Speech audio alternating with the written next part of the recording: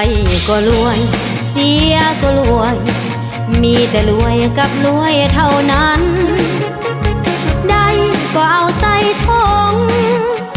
เสียก็คงบ่หวั่นเงินก็เข้าข้างรัฐบาลเพื่อแบ่งปันไปพัฒนาศาสตร์ตนได้ก็เอาเสียก็เอามีแต่เอากับเอาแก่จนผัวได้ก็ต้องเอาให้เมียยามเสียก็บ่ต้องมองมนเมียบ่ต้องไปคิดกังวลว่าผัวจะสนเงินใดของเมียสมสื่อหวยพัฒนายามเฮาได้มาหมายว่าสตาบ่ขาดเสียยามเฮาบ่ได้อย่าเสียใจทั้งผัวทั้งเมียคิดว่าเฮาเสียก็เสียไปเพื่อพัฒนาได้ก็ดีเสียก็ดีมีแต่ดีกับดีตามมาหวยนี้บ่มีขายลับบ่มีไผจับสบายดีท่านผู้ชมที่เคารพทรภาพพิงซาลาวต้อนรับทางเข้าสู่การถ่ายทอดสดผลการเลือกรางวัลหวยพัฒนาประจำวันที่20ออกวันจันทร์ที่16กุมภาพันธ์2026ทำการออกพิธีสำนักงานใหญ่รับสักกิจหวยพัฒนาบ้านโนนคำเมืองจันทบุรีนครหลวงจันทร์ท่านผู้ชมที่เคารพการเลือกรางวัลหวยพัฒนาในวันนี้จะทำการเลือกรางวัลในเลขเสียง6โตวออกข้างเดียวมีผลถึงเลข5โตว4โตว3โตว2โตวและ1ตัวท้ายตามลำดับหลังจากที่ออกเลขเสียง6โตวสำเร็จเป็นที่เรียบร้อยแล้วจะสืบต่อในการออกเลขสลับพัฒนา5/45ซึ่งจะทำการออกอยู่5ท่านด้วยกันในการเรียกรางวัลแต่ละครั้งก็มีคณะกรรมการจากทางภาครัฐเข้าร่วมเป็นสักขีพยานหลายภาคส่วนนอกจากนี้ยังมีคณะในการวิชาการของรับสักขีหวยพัฒนาพร้อมด้วยมวลชนจำนวนหนึ่งก็ได้เกี่ยวเข้าร่วมเป็นสักขีพยานเพื่อแสดงเห็นถึงความโปร่งใสเสื่อมันได้ในการเสี่ยงโชคแต่ละครั้งวันนี้ทานได้ที่เสี่ยงโชคอย่าลืมติดตามรับชมกับทุกขั้นตอนการเรียกรางวัลอย่างละเอียดจากทีมงานถ่ายทอดสดโทรภาพแห่งชาติลาวและก็ขอท่านนั้นจงโชคดีถึงเรียกรางวัลโอกาสต่อไปนี้เชิญท่านที่ตามรับชมบรรยากาศสดของการออกเลขรางวัลประจำวันที่20ได้หวยพัฒนาเป็นของรัฐคุ้มครองตอบสนองเงินรางวัลบ่ปันผลถ้าท่านถูกได้รางวัลบ่ผันปีนเป็นทรัพย์สินให้แก่รัฐพัฒนาสบายดีบรรดาท่านที่รับแพงทุกท่านในขณะนี้อยู่ที่สำนักงานใหญ่ของบริษัทรัฐวิสาหกิจหวยพัฒนากำลังทำการออกเลขรางวัลประจำงวดที่20ออกข้างวันที่16เดือนกุมภาพันธ์ปี2026ในการออกเลขรางวัลในครั้งนี้มีการออกเลขรางวัลหวยเลข6โตวและสลากพัฒนา5/45ซึ่งได้รับเกียรติเข้าร่วมเพื่อเป็นสักขีพยานและปฏิบัติหน้าที่เฮ็ดกิจกรรมการออกเลขรางวัลจากบรรดาท่านคณะกรรมการคุ้มครองการออกเลขรางวัลโดยมีผู้ต่างหน้ามาจากภาคส่วนต่างๆคือดังนี้มีผู้ต่างหน้าจากห้องว่าการสภาแห่งชาติมีผู้ต่างหน้าจากกระทรวงยุติธรรมมีผู้ต่างหน้าจากศูนย์กลางแนวล้าวสร้างชาติมีผู้ต่างหน้าจากกระทรวงวัฒนธรรมและการท่องเที่ยวมีผู้ต่างหน้าจากห้องว่าการสำนักงานนายกรัฐมนตรีมีผู้ต่างหน้าจากกระทรวงป้องกันความสงบและมีผู้ต่างหน้าจากกระทรวงการเงินนอกจากนั้นเป็นเกียรติเข้าร่วมก็ยังมีคณะอำนวยการของบริษัทรัฐวิสาหกิจหวยพัฒนาและบรรดาแขกที่ได้รับการเสื้อเสริญจำนวนหนึ่งเข้าร่วมติดตามการออกเลขรางวัลฉะนั้นในโอกาสต่อไปเพื่อความรับประกันของอุปกรณ์และความโปร่งใสจึงเขาเรียนเชิญบรรดาท่านคณะกรรมการคุ้มครองการออกเลขรางวัลได้ให้เกียรติขึ้นปฏิบัติหน้าที่ทำการคัดเลือกติดสั่งน้ำหนักหน่วยบานเพื่อบรรจุใส่อุปกรณ์พร้อมทั้งตรวจการความพร้อมของอุปกรณ์ที่จะนำใช้ในการออกเลขรางวัลแต่ละชนิดขอเรียนเชิญบรรดาท่านคณะกรรมการคุ้มครองการออกเลขรางวัลจะได้ตรวจการความพร้อมของอุปกรณ์ที่จะนำใช้ในการออกเลขรางวัลแต่ละชนิดซึ่งจะเริ่มจากอุปกรณ์เลขเสียงประจำหลักจากนั้นสืบต่อตรวจการความพร้อมของสุดอุปกรณ์ออกเลขรางวัลสลากพัฒนา5/45พร้อมกันนั้นคณะกรรมการคุ้มครองการออกเลขรางวัลจะได้ทำการติดสั่งน้ำหนักเพื่อคัดเลือกเอาหน่วยบานที่มีน้ำหนักเท่ากันทุกหน่วยไปจัดเรียงไว้อยู่บนน้องหับทางด้านนอกเพื่อบรรจุใส่แต่ละหน่วยตุ้มให้ครบหน่วยตุ้มละ10หน่วยบานสลากพัฒนา5/45 แม่นผลิตภัณฑ์ของบริษัทรัฐวิสาหกิจห้วยพัฒนา มีหมายเลข01หาหมายเลข45ประกอบเป็น45หน่วยบาทนำใส่ในการเสี่ยงเอา5หน่วยบาทมาเป็นผลการออกเลขรางวัลการเสี่ยงโชคเสี่ยงรางวัลแม่นซื้อหาหมายเลขมูลค่า 1,000 กีบต่อ1เกมสามารถลุ้นได้5รางวัลคือรางวัลที่1มูลค่ารางวัลต่ำสุด1ตื้อกีบถ้ามีเงินรางวัลสะสมแม่นจะได้บวกเพิ่มรางวัลที่2รางวัลละ5ล้านกีบรางวัลที่3รางวัลละ200,000กีบรางวัลที่4รางวัลละ20,000กีบและรางวัลพิเศษรางวัลละ10ล้านกีบการเบิกจ่ายรางวัลสลากพัฒนา5/451เกมเสี่ยงแม่นใจรางวัลเดียวเท่านั้นบ่จ่ายซ้ำซ้อนผู้ที่สนใจในการเสี่ยงโชคเสี่ยงรางวัลสลากพัฒนา 5/45 สามารถซื้อผ่านคนขายหวยแฮปปี้ผ่านเครื่อง POS และซื้อผ่านแอป Happy 545ด้วยความสมัครใจการออกเลขรางวัลหวยเลข6โตวคณะกรรมการคุ้มครองการออกเลขรางวัลแม้นจะได้ทำการติดชั่งน้ำหนักเพื่อคัดเลือกเอา60หน่วยบาทที่มีน้ำหนักเท่ากันทุกหน่วยไปจัดเรียงไว้อยู่บนน้องหับทางด้านนอกของแต่ละหน่วยตุ้มเพื่อเก็บพร้อมบรรจุใส่อุปกรณ์ซึ่งจะเสี่ยงเอา6หน่วยบาทมาเป็นผลการออกเลขรางวัลซึ่งจะได้รับผลทั้งเลข6โตวเลข5โตวเลข4โตวเลข3โตวเลข2โตวและเลข1ตัวท้ายโดยมีโครงประกอบมูลค่าของแต่ละรางวัลคือดังนี้รางวัลเลข6โตวซื้อถึง 1,000 กีบจะได้รับเงินรางวัล400ล้านกีบเลข5โตวซื้อถึง 1,000 กีบจะได้รับเงินรางวัล40ล้านกีบเลข4โตวซื้อถึง 1,000 กีบจะได้รับเงินรางวัล5ล้านกีบเลข3โตวซื้อถึง 1,000 กีบจะได้รับเงินรางวัล500,000 กีบเลข2โตวซื้อถึง 1,000 กีบจะได้รับเงินรางวัล60,000 กีบและเลข1ตัวท้ายซื้อถึง 1,000 กีบจะได้รับเงินรางวัล6,000 กีบเงื่อนไขในการรับเงินรางวัลหวยพัฒนาใบหวยถูกรางวัลต้องอยู่ในสภาพปกติบ่มีหอยลึบขีดข่าเปื้อนว่าปลอมแปลงตัวเลขใดๆและต้องอยู่ในระยะเวลาที่กำหนดไว้ตามระเบียบการก็คือ10วันนับแต่มื้อออกเลขรางวัลเป็นต้นไปยกเว้นแต่มื้อพักทางราชการในการออกเลขรางวัลแต่ละครั้งแม้จะได้มีการถ่ายทอดเสียงสดออกอากาศทางวิทยุกระจายเสียงแห่งชาติลาวระบบ FM 103.7 เมกะเฮิรตซ์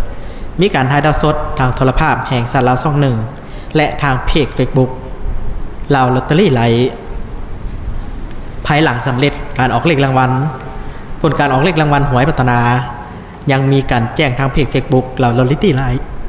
และจะได้ลงโฆษณาแจ้งผลการออกเลขรางวัลทางหนังสือพิมพ์ต่างๆในมือต่อไปเช่น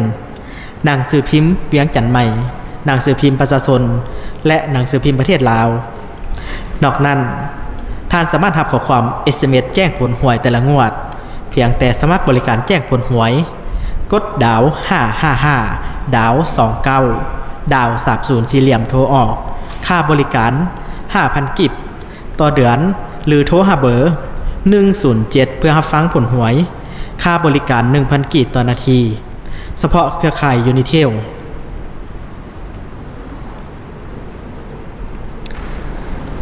ขณะนี้คณะกรรมการคุ้มครองการออกเลขรางวัลก็ได้สำเร็จการติดชั่งน้ำหนักคัดเลือกเอาหน่วยบาทที่มีน้ำหนักเท่ากันทุกหน่วยและได้นำไปจัดเรียงไว้ตามลำดับอยู่บนน้องหับทางด้านนอกของแต่ละหน่วยตุ้ม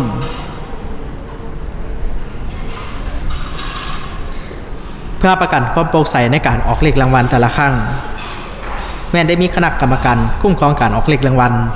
มาจาก7ภาคส่วนเข้าร่วมเป็นสักขีพยานปฏิบัติหน้าที่กวดกาความพร้อมของอุปกรณ์แต่ละชนิดร่วมเฮ็ดกิจกรรมการออกเลขรางวัลและเซ็นยั่งยืนผลของการออกเลขรางวัลตามตัวจริงไว้เป็นหลักฐาน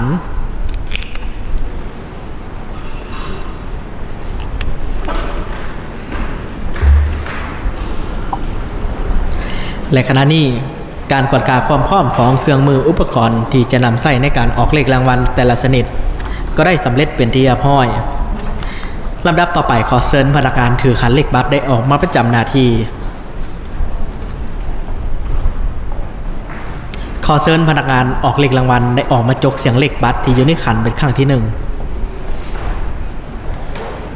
ได้แก่บัตรหมายเลข2ขอเชิญพนักงานออกเลขรางวัลได้ออกมาจกเสียงเลขบัตรที่อยู่ในขันเป็นครั้งที่2 ได้แก่บัตรหมายเลข3ขอเชิญพนักงานออกเลขรางวัลได้ออกมาจกเสียงเลขบัตรที่อยู่ในขันเป็นข้างที่3ได้แก่บัตรหมายเลข6ขอเชิญพนักงานออกเลขรางวัลได้ออกมาจกเสียงเลขบัตรที่อยู่ในขันเป็นข้างที่4ได้แก่บัตรหมายเลข1ขอเชิญพนักงานออกเลขรางวัลได้ออกมาจกเสียงเลขบัตรที่อยู่ในขันเป็นข้างที่5ได้แก่บัตรหมายเลข4และขอเชิญพนักงานออกเลขรางวัลได้ออกมาจกเสียงเลขบัตรที่อยู่ในขันเป็นข้างที่6ซึ่งเป็นข้างสุดท้ายได้แก่บัตรหมายเลข5พนักงานออกเลขรางวัลแมนจะได้ขึ้นไปประจำหน้าที่อยู่แต่ละหน่วยตุ้มตามหมายเลขบัตรที่ตัวเองจกเสียงได้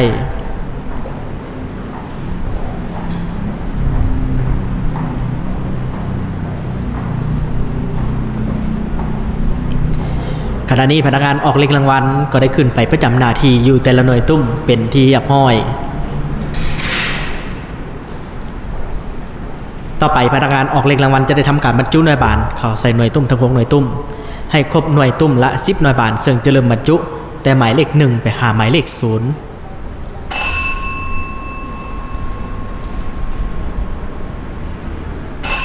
หน่วยที่1หมายเลข1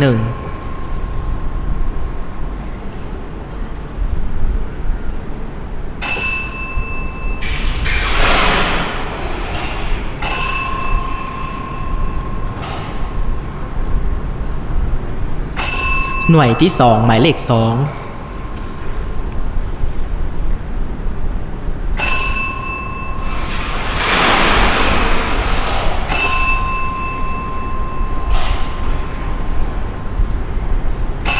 หน่วยที่3หมายเลข3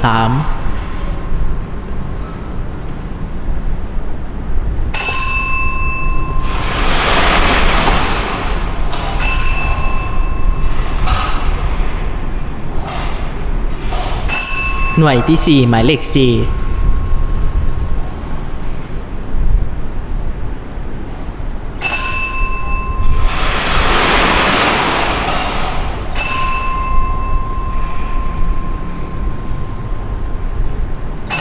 หน่วยที่5หมายเลข5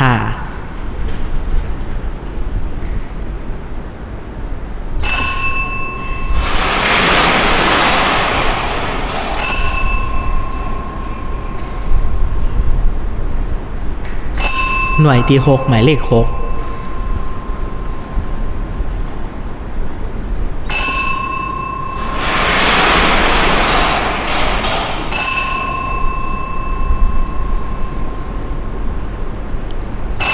หน่วยที่7หมายเลข7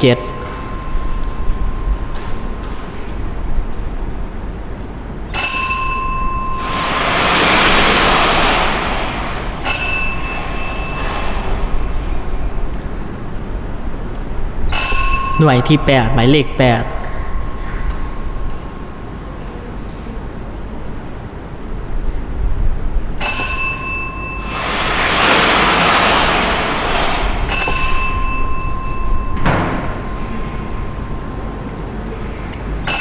หน่วยที่9หมายเลข9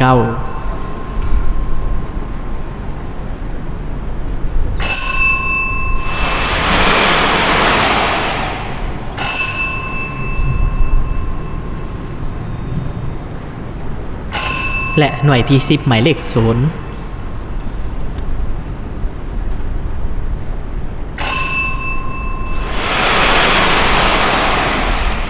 การบรรจุหน่วยบานเข้าใส่หน่วยตุ้มทั้ง6หน่วยตุ้มก็ได้ครบหน่วยตุ้มละ10หน่วยบานเป็นที่เรียบร้อย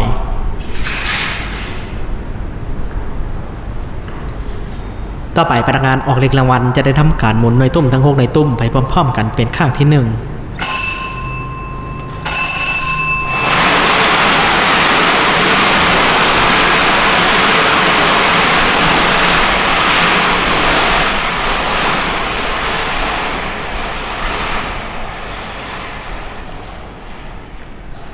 ในโอกาสต่อไป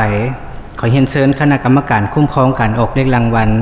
ได้ให้เกียรติขึ้นไปประจำหน้าที่อยู่แต่ละหน่วยตุ้มนำพนักงานออกเลขรางวัลมีคือดังนี้ 1. ขอเรียนเชิญคณะกรรมการผู้ตั้งหน้าจากห้องว่าการสภาแห่งชาติ 2. คณะกรรมการผู้ตั้งหน้าจากกระทรวงยุติธรรม 3. คณะกรรมการผู้ตั้งหน้าจากศูนย์กลางแนวราวสร้างชาติ 4. คณะกรรมการผู้ตั้งหน้าจากกระทรวงวัฒนธรรมและการท่องเที่ยว 5คณะกรรมการผู้ต่างหน้าจากห้องว่าการสำนักงานนายกรัฐมนตรีและ6คณะกรรมการผู้ต่างหน้าจากกระทรวงป้องกันความสงบขอเรียนเชิญคณะกรรมการคุ้มครองการออกเลขรางวัลจาก6ภาคส่วนจะได้ขึ้นไปประจำหน้าที่อยู่แต่ละหน่วยตุ้มนำพนักงานออกเลขรางวัลเพื่อความดำเนินกิจกรรมการออกเลขรางวัลกดเสียงให้หน่วยบานตกลงมาสู่บนห้องหับทางด้านนอกหน่วยตุ้มละ1หน่วยบานในขณะนี้บรรดาท่านคณะกรรมการคุ้มครองการออกเลขรางวัลก็ได้ไปประจำหน้าที่อยู่แต่ละหน่วยตุ้มนำพนักงานออกเลขรางวัลเป็นที่เรียบร้อยต่อไปพนักงานออกเลขรางวัลจะทำการหมุนหน่วยตุ้มทั้ง6หน่วยตุ้มไปพร้อมๆกันเป็นครั้งที่2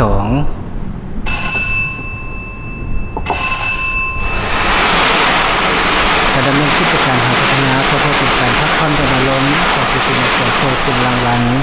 เป็นการสร้างอาชีพเสริมสร้างรายได้งานทำและสร้างรายได้ให้แก่ผู้ก่อเหตุสร้างรายรับงบประมาณของรัฐด้วยการเก็บเอาเงินสดส่วนหนึ่งที่หมุนเวียนในท้องตลาดขึ้นเข้าสู่ระบบการเงินธนาคารเป็นผู้ประกอบความช่วยเหลือสังคมและอีกด้านหนึ่งก็คือลดคนการพนันต่างๆที่บ่ถูกต้องตามระเบียบกฎหมาย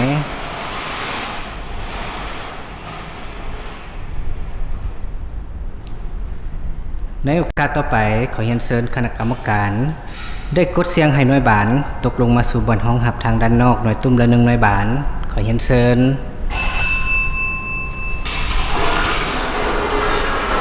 ขอบใจนำคณะกรรมการลำดับต่อไปพนักงานออกเลขรางวัลจะได้ถือขันขึ้นไปหับเอาหน่วยบานที่ตกลงมาสู่บนห้องหับทางด้านนอกเพื่อนำไปบรรจุร่วมกันใส่อุปกรณ์วงกลม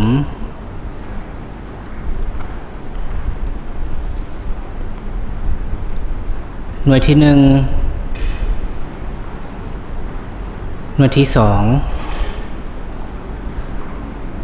หน่วยที่3หน่วยที่4หน่วยที่5และหน่วยที่6ต่อไปพนักงานออกเลขรางวัลจะทำการบรรจุในบานเข้าใส่อุปกรณ์วงกลมหน่วยที่1หน่วยที่2หน่วยที่3หน่วยที่4หน่วยที่5และหน่วยที่6การบรรจุหน่วยบานทั้ง6หน่วยบานเข้าใส่อุปกรณ์วงกลมก็ได้สำเร็จเป็นที่เรียบร้อยต่อไปพนักงานออกเลขรางวัลจะออกมาประจำที่อยู่อุปกรณ์เลขเสียงประจำหลักเพื่อทำการบรรจุในบานเข้าใส่อุปกรณ์มีทั้งหมด6หน่วยบานซึ่งจะเริ่มแต่หมายเลข1หาหมายเลข6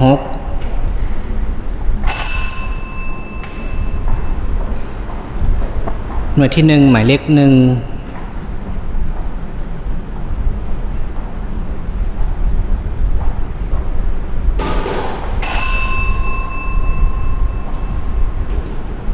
หน่วยที่2หมายเลข2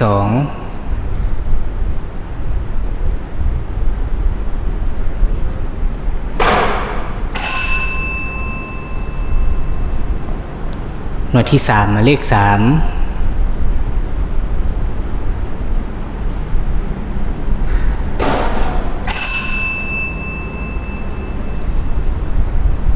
หน่วยที่4หมายเลข4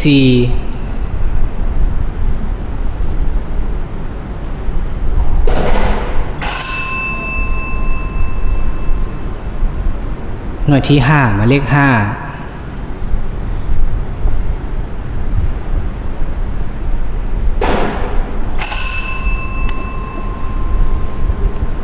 และหน่วยที่6หมายเลข6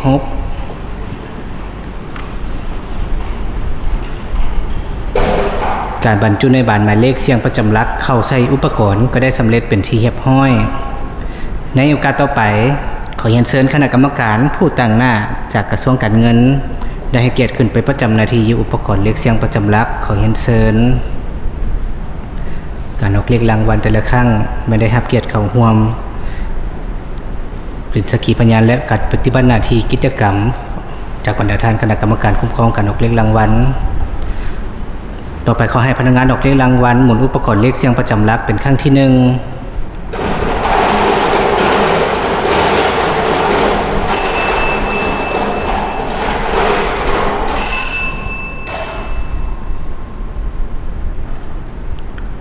หน่วยบัตรหมายเลขเสียงประจำหลักครั้งที่หนึ่ง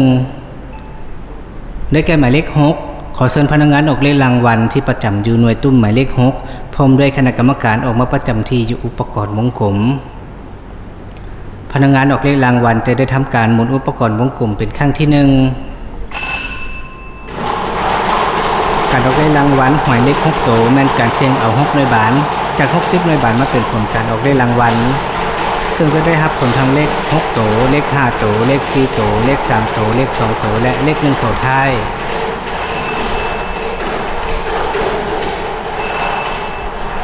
ขอขอบใจน้ำคณะกรรมการขอให้พนักงานออกเลขรางวัลจับเอาหน่วยบาทและนำไปวางไว้อยู่บนห้องหับอยู่ที่ตำแหน่งหลักหน่วย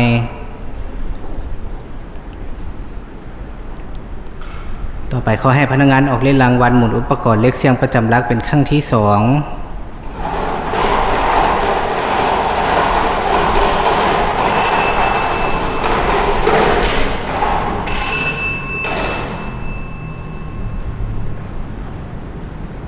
หน่วยบัตรหมายเลขเสียงประจำหลักครั้งที่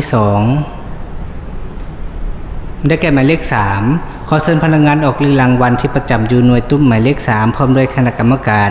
ออกมาประจำที่อยู่อุปกรณ์วงกลมพนักงานออกเลขรางวัลจะได้ทำการหมุนอุปกรณ์วงกลมเป็นครั้งที่2บริษัทรัฐวิสาหกิจหอยพัฒนามีภาระบทบาทในการเคลื่อนไหวพิมพ์จำหน่ายใบหอยพัฒนาทุกประเภทด้วยการนำใช้หลายภาคส่วนเศรษฐกิจเข้าร่วมโดยมีการซื้อขายผ่านผู้ขายหวยและการซื้อขายผ่านแอปพลิเคชันที่ได้รับอนุญาตตามระเบียบการ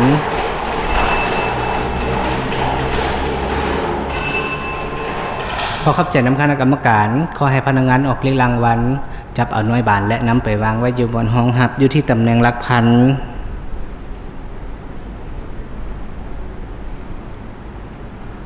ต่อไปขอให้พนักงานออกเลขรางวัลหมุนอุปกรณ์เลขเสียงประจำหลักเป็นครั้งที่3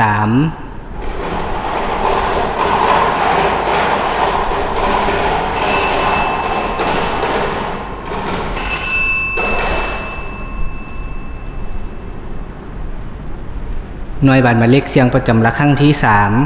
3ได้แก่หมายเลข1ขอเชิญพนักงานออกเลขรางวัลที่ประจำอยู่หน่วยตุ้มหมายเลข1พร้อมโดยคณะกรรมการออกมาประจำที่อยู่อุปกรณ์วงกลม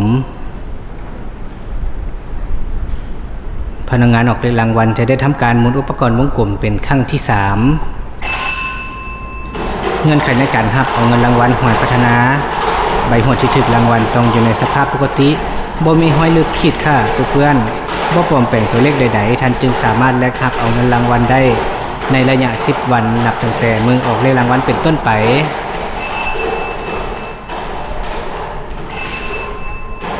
ขอขอบใจน้ำคณะกรรมการขอให้พนักงานออกเลขรางวัลจับเอาหน่วยบาทและนำไปวางไว้อยู่บนห้องหับอยู่ที่ตำแหน่งหลักแสน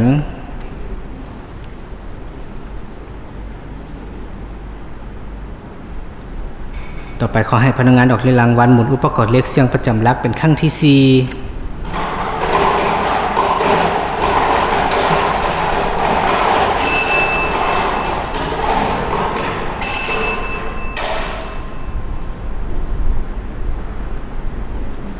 หน่วยบัตรหมายเลขเสียงประจำหลักครั้งที่4ได้แก่หมายเลข4ขอเชิญพนักงานออกเลขรางวัลที่ประจำอยู่หน่วยตุ้มหมายเลข4พร้อมด้วยคณะกรรมการออกมาประจำที่อยู่อุปกรณ์วงกลมพนักงานออกเลขรางวัลจะได้ทำการหมุนอุปกรณ์วงกลมเป็นครั้งที่4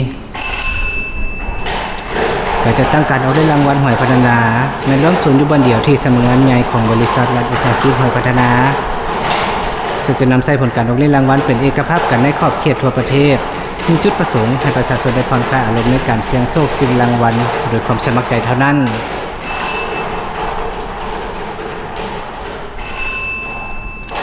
ขอขอบใจน้ำคณะกรรมการขอให้พนักงานออกเลขรางวัลจับเอาหน่วยบาทและนำไปวางไว้อยู่บนห้องหับอยู่ที่ตำแหน่งหลักห้อย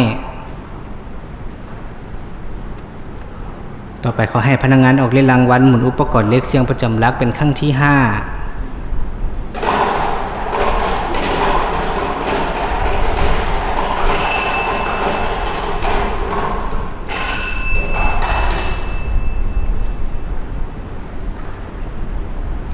หน่วยบัตรหมายเลขเสียงประจำหลักครั้งที่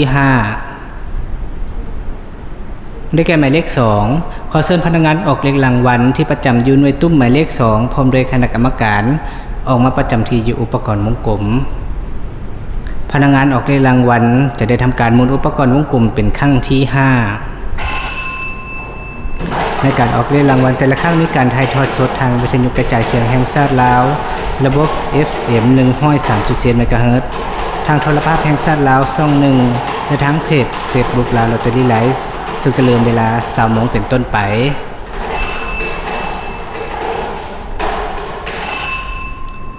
ขอขอบใจนำคณะกรรมการขอให้พนักงานออกเลขรางวัลจับเอาหน่วยบานและนำไปวางไว้อยู่บนห้องหับอยู่ที่ตำแหน่งหลักหมื่น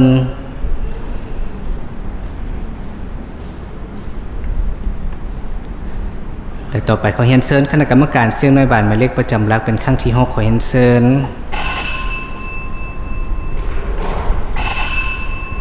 ขอขอบใจนำคณะกรรมการหน่วยบานหมายเลขเสียงประจำหลักครั้งที่6ได้แก่หมายเลข5ขอเชิญพนักงานออกเลขรางวัลที่ประจำอยู่หน่วยตุ้มหมายเลข5พร้อมด้วยคณะกรรมการออกมาประจำที่อยู่อุปกรณ์วงกลมในโอกาสต่อไปขอเรียนเชิญคณะกรรมการย่อคันยกเพื่อเสียงให้หน่วยบานตกลงมาสู่บนห้องหับทางด้านนอกเป็นครั้งสุดท้ายขอเรียนเชิญ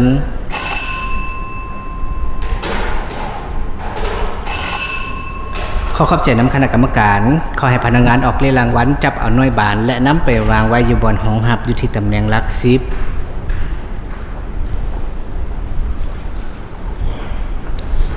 ขณะนี้หน่วยบานทั้ง6หน่วยบานก็ได้ถูกนำไปวางไว้อยู่บนห้องหับตามตำแหน่งที่จกเสียงได้เป็นที่เรียบร้อยต่อไปขอพนักงานออกเลขรางวัลได้จับเอาหน่วยบานและทำการไขหน่วยบานเพื่อเสนอผลของการออกเลขรางวัลอย่างเป็นทางการ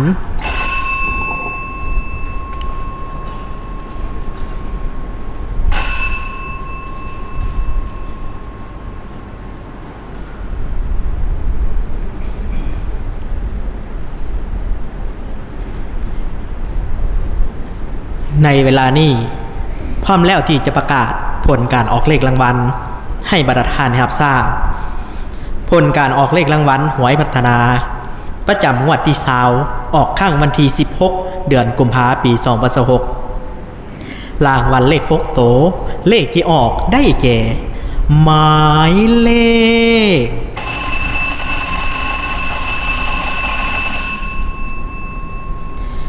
943 702 เลข5ตัวได้แก่หมายเลข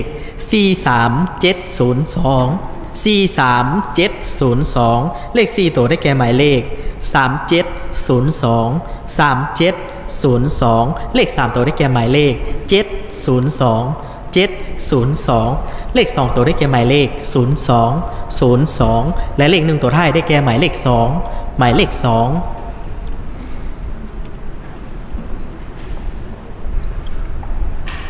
ผลการออกเลขรางวัลหวยเลข6ตัวก็ได้ออกมาสำเร็จเป็นที่เรียบร้อยต่อไปแมนจะได้สืบต่อทำการออกเลขรางวัลสลากพัฒนา5/45ขอให้พนักงานออกเลขรางวัลได้ออกมาประจำหน้าที่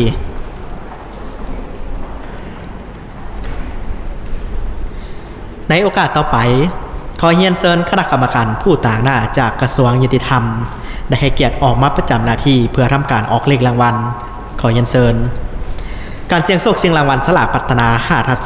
5/45แมนเลือกซื้อหาหมายเลขในมูลค่า 1,000 กีบต่อ1เกมสามารถลุ้นได้5รางวัลสลากพัฒนา5/45รางวัลที่1ต้องถูกหาหมายเลข4เลขหน้าจะสลับอยู่ตำแหน่งไหนก็ได้1เลขท้ายต้องถูกกับผลออกมูลค่ารางวัลต่ำสุด1ตื้อกี่ถ้ามีเงินรางวัลสะสมแมนจะได้บวกเพิ่มสลากพัฒนา5/45หน่วยที่1ได้แก่หมายเลข42หมายเลข42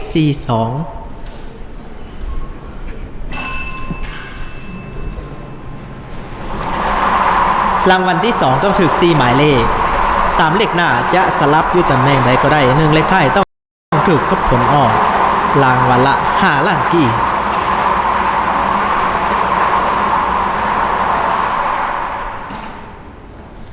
หน่วยที่2 ได้แก่หมายเลข35หมายเลข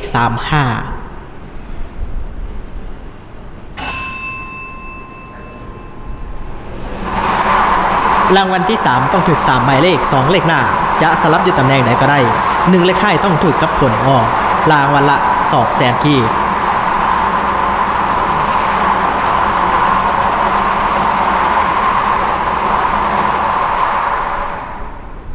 หน่วยที่ 3 ได้แก่หมายเลข30หมายเลข30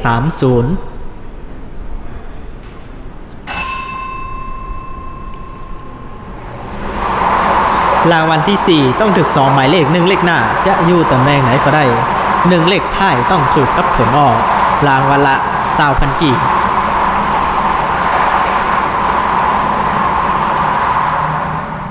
หน่วยที่ 4 ได้แก่หมายเลข06หมายเลข06